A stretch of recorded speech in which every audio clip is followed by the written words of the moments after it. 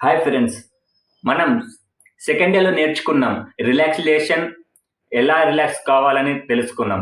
ఇప్పుడు థర్డ్ డేలో తెలుసుకోవాల్సింది మనం ఏంటంటే రిలాక్సేషన్ ఉండాలి, మైండ్ని ఎలా రిలాక్స్ చేయాలి, బాడీని ఎలా రిలాక్స్ చేయాలి అని తెలుసుకుందాం.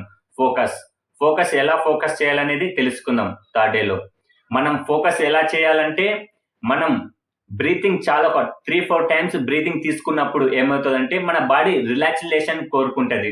రిలాక్సేషన్ కోరుకున్నప్పుడు మనకు ఫోకస్ అనేది చాలా బాగా ఫోకస్ పెడతాం. ఎంతలా ఫోకస్ పెడతామంటే ఎప్పుడు మనం ఫోకస్ పెట్టలేనంతలా ఫోకస్ పెడతాం.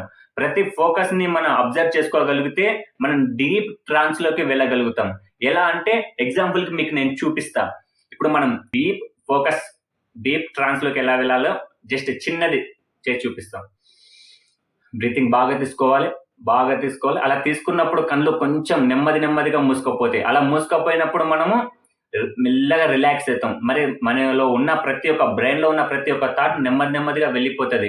అప్పుడు సబ్ కాన్షియస్ మైండ్ యాక్సెస్ అవుతుంది. సబ్ కాన్షియస్ మైండ్ ఎప్పుడైతే యాక్సెస్ అవుతుందో అప్పుడు మాత్రం హిప్నోటిజం వర్క్ అవుతుంటది.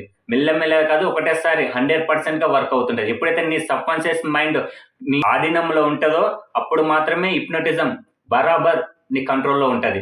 బరాబర్ నీకు చేయగలుగుతావు. Thank you.